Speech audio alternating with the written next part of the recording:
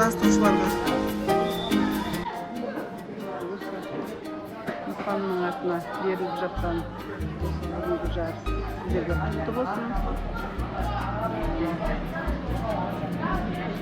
Еліміздің болашағы жарқын болсын.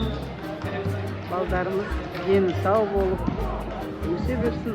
Келе жатқан жастарымыз осы еліміздің болашағы дендері сау болып